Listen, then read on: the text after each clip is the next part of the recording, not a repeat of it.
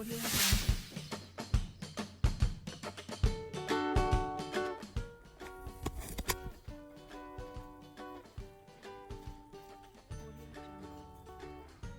Hola, clase, ¿qué tal?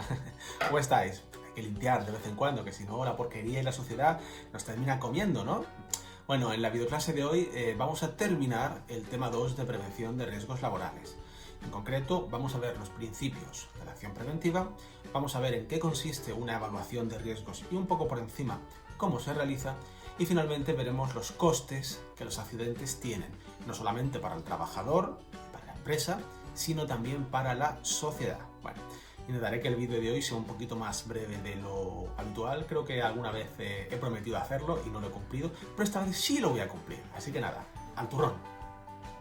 Bien, pues vamos a comenzar la clase de hoy hablando de los principios de actuación en materia preventiva. Estos no dejan de ser una serie de reglas generales que se tienen que cumplir tanto las empresas como los trabajadores en materia de prevención. Para entender qué es un principio general, podemos hacer una analogía. Por ejemplo, con todo el tema del coronavirus, hay una serie de reglas generales, una serie de principios que debemos de llevar a cabo cuando uno vaya a salir a la calle. Para empezar, uno debe de lavarse las manos, debe de ponerse guantes, cuando regresa a casa debe de deshacerse de esos guantes y llevar mascarilla, por supuesto, retirando ambos, guantes y mascarilla, de manera segura. Debe de procurar no toser en la cara ni estornudar en la cara de otras personas. Bueno, esto en coronavirus y fuera de coronavirus. Y si uno estornuda o tose, pues intentar hacerlo al codo, ¿de acuerdo? Bueno, en materia preventiva, en la empresa también existe una serie de principios. Estos son los siguientes. En primer lugar, hay que evitar los riesgos. Aquí no se trata de ser el más valiente. Si los riesgos se pueden evitar, prescindamos de ellos, eliminémoslos, ¿de acuerdo? No hay que ser la persona que tenga más coraje en la empresa y convivir con los riesgos. Si se pueden evitar, se evitan. En segundo lugar, aquellos riesgos que no se puedan evitar, porque la naturaleza de la actividad lo impide. Por ejemplo, un albañil tiene que trabajar a alta altura. Si está construyendo un rascacielos, ahí no puede trabajar desde casa. Bueno, pues aquellos riesgos que no se puedan evitar, entonces tendremos que evaluarlos. En tercer lugar, hay que combatir los riesgos desde su origen, ¿vale? Imaginemos, por ejemplo, que tenemos en la empresa sustancias que se pueden quemar, ¿vale? Que son combustibles. Bueno, una mala manera de combatir esos riesgos sería haciendo las paredes de la empresa ignífugas. Es un mal modo de actuar. ¿Por qué? Porque es mejor actuar evitando que esas sustancias lleguen siquiera a incendiarse. En cuarto lugar, hay que sustituir lo peligroso por lo que entrañe poco o ningún riesgo. Pongo otro ejemplo de lo que significa esto. Imaginemos de nuevo un pintor. El pintor, a la hora de limpiar una pared, retirar el gotelé, por ejemplo, pues tiene varias opciones. Puede o bien utilizar un producto altamente corrosivo que quema la piel y que puede irritar los ojos, o bien puede utilizar un producto inocuo que apenas pica y que es seguro. Bien, pues utilicemos aquel producto que es menos peligroso. En quinto lugar, se debe de planificar la prevención. Bueno, ya lo comentamos hace unas cuantas clases, todas las empresas tienen la obligación de planificar la prevención mediante un plan de prevención de riesgos laborales. Bien, pues debe de llevarse a cabo. En sexto lugar, hay que anteponer la protección colectiva a la protección individual. Ya comentamos también hace unas cuantas clases que el orden de actuación era primero prevenir, después protección colectiva y en tercer lugar protección individual. En una empresa en la cual, por ejemplo, hubiese determinadas sustancias que pueden emanar determinados gases que pueden ser perjudiciales para la salud, bien, antes que dar a los trabajadores mascarillas, lo que se debe de hacer es instalar un sistema que haga que esos gases salgan fuera de la empresa o que se queden contenidos, ¿de acuerdo? Protección colectiva antes que protección individual. En séptimo lugar, hay que dar, por parte del empresario, instrucciones y órdenes adecuadas a los trabajadores. A veces los trabajadores no son conscientes del peligro al que se ven expuestos. Por eso, el empresario tiene que dar las órdenes y las instrucciones necesarias para que ese peligro se pueda ver minimizado, para que se pueda eliminar. En octavo lugar, hay que adaptar el trabajo a la persona o adaptar el trabajo al trabajador, es lo mismo. Eso es importante, ¿vale? No se hace al revés, no se adapta la persona al trabajo. Es decir, un trabajador no tiene por qué hacer ejercicio físico o un entrenamiento especial para afrontar en mejores condiciones los riesgos de su puesto de trabajo. Sería absurdo. Lo que es más razonable es que las condiciones del trabajo se cambien para que los trabajadores no tengan que ser atletas y no estén expuestos a mayor peligro. Por lo tanto, es el trabajo el que se tiene que cambiar para adaptarse al trabajador antes que el trabajador tenga que cambiar para adaptarse al trabajo, como regla de actuación. Y finalmente, en noveno lugar, hay que vigilar la evolución de la técnica. Esto lo que significa es que hay que estar al tanto, ¿vale?, de los diferentes avances que puede haber en materia de seguridad para incorporarlos a la empresa. Es decir, aquellos riesgos que a lo mejor hace unos años no se podían evitar, si aparecen nuevas técnicas o nuevas tecnologías, herramientas o máquinas más seguras que entrañen menos riesgo para los trabajadores, hay que adaptarlas, hay que incorporarlas. A continuación vamos a ver el punto 4.1 del tema, que trata el aspecto de la evaluación de los riesgos laborales. Acabamos de ver hace un momento, nada más, que los riesgos se tienen que evitar, pero no todos los riesgos se pueden evitar, razón por la cual aquellos riesgos que no pueden ser evitados tienen que ser evaluados. Recordad también que vimos hace unas cuantas clases que se tiene que llevar una evaluación de riesgos, se tiene que practicar, se tiene que realizar una evaluación de riesgos en la empresa cuando la empresa inicie su actividad empresarial, cuando inicie su actividad. Pero también se tienen que realizar revisiones, evaluaciones periódicas, cuando por ejemplo cambien las condiciones de trabajo o cuando bien de los indicios que pueda haber o de los daños que se puedan ir presentando en la empresa, pues se evidencia que hace falta una nueva evaluación de riesgos. Existen muchos métodos para llevar a cabo evaluaciones de riesgos. Uno de los más importantes es el que aporta el Instituto Nacional de Seguridad y Salud en el Trabajo. El nombre del ministerio ha cambiado. Antes era Instituto Nacional de Seguridad e Higiene y ahora es Instituto Nacional de Seguridad y Salud en el Trabajo. El método que aporta el Instituto Nacional de Seguridad y Salud consiste básicamente en emplear dos criterios, que son la probabilidad de que el riesgo se pueda verificar, de que el riesgo se pueda producir, y en segundo lugar las consecuencias que ese riesgo puede tener sobre los trabajadores. Por lo que respecta a la probabilidad de que el riesgo se pueda producir, este método incluye tres posibles situaciones: que el riesgo sea bajo, que el riesgo sea medio o que el riesgo sea alto. Y en cuanto a las consecuencias que ese riesgo puede producir a los trabajadores, establece otros tres niveles: que sea ligeramente dañino, moderadamente dañino o extremadamente dañino.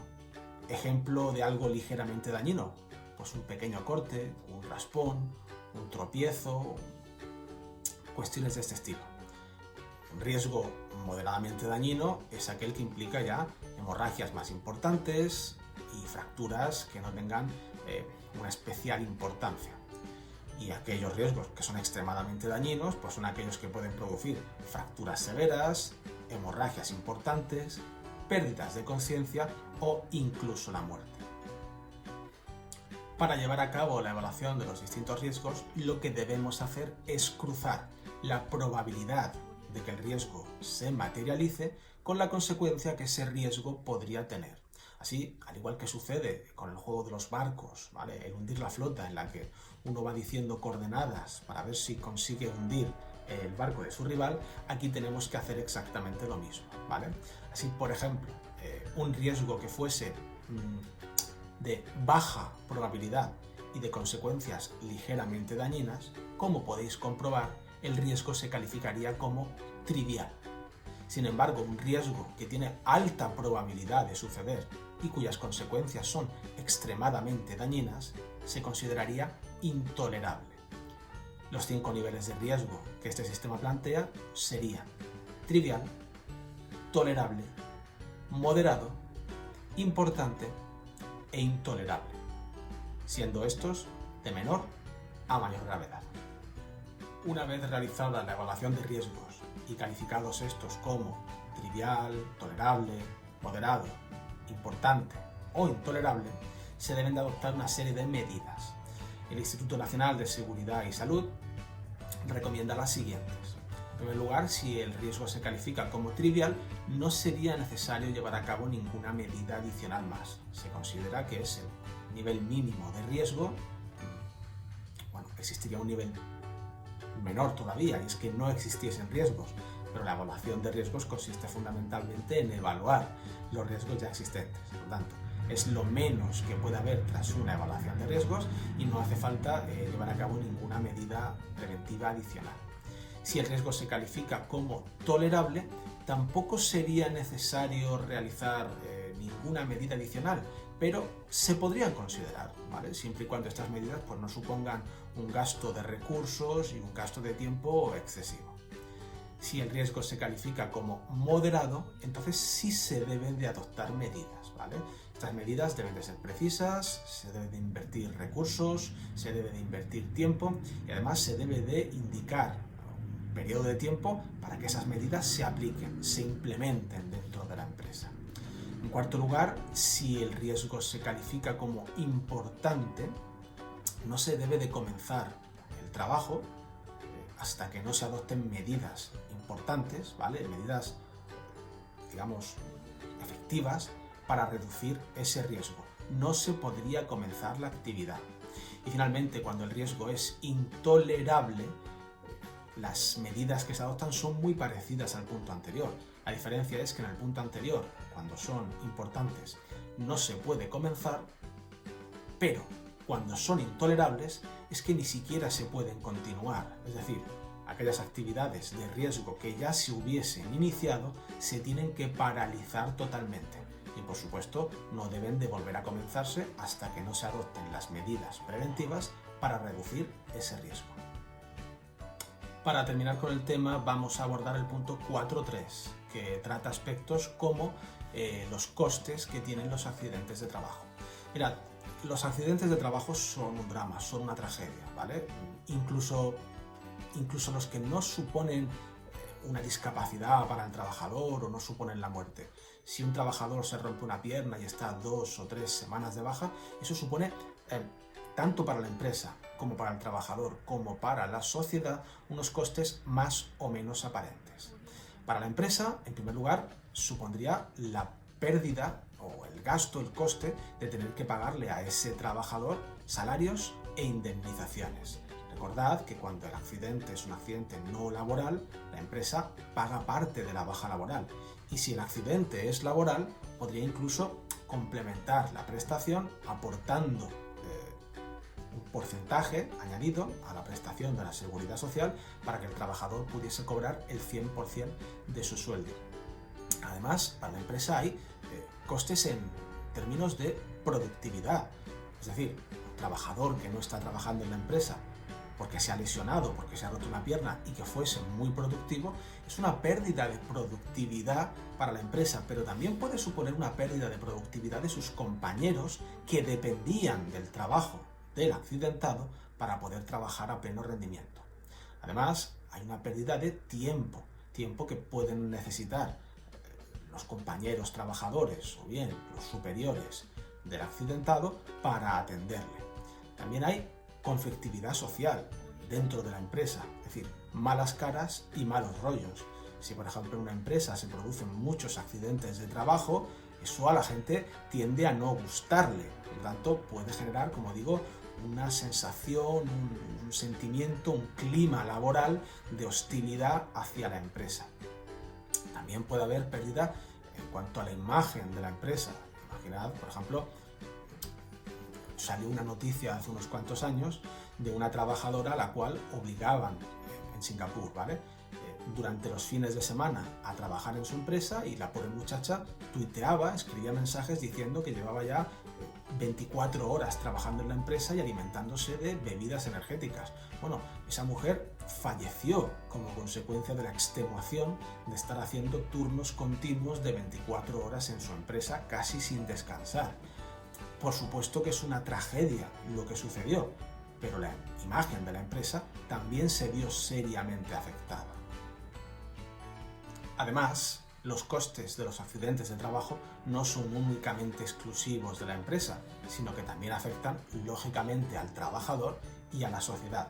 Un trabajador que se accidenta, que se ha roto la pierna, que he comentado antes, eso supone dolor para él y dolor para su familia. Imaginemos que el accidente es grave y que esa persona tiene que estar hospitalizada o incluso al borde de la muerte durante varias semanas o incluso meses. Pues eso supone un coste muy importante en términos emocionales para la esposa, para el marido, para los hijos o para los padres del accidentado. Además, puede suponer una merma, una pérdida de su capacidad profesional. Imaginemos, por ejemplo, un trabajador que se rompe un brazo o se rompe una pierna y nunca más vuelve a ser el mismo. Bueno, ese trabajador ahora está más limitado para encontrar trabajo. Por lo tanto, también ve afectada a su capacidad profesional e incluso a su capacidad para ganar dinero, quién sabe, quizás sí para el resto de su vida. Finalmente, también existen una serie de costes para la sociedad. Tened en cuenta que un trabajador, un profesional competente que fallece o que bien sufre una discapacidad para el resto de su vida, eso es en cierto modo también un daño para la sociedad, porque es una persona menos, es un trabajador menos que puede con su trabajo, con sus aportaciones, mejorar a la sociedad. Además, hay que tener en cuenta que si hay más accidentes de trabajo, la Seguridad Social tendrá que pagar más prestaciones, lo cual supone encarecer la factura anual que todos los españoles pagamos con nuestros impuestos. Además, si hay muchos accidentes de trabajo, eso supone que la inspección de trabajo se verá sobresaturada, porque los tendrá que investigar, detrayendo tiempo pues, para comprobar otros incumplimientos en algunas empresas. Y finalmente también hay costes en términos judiciales.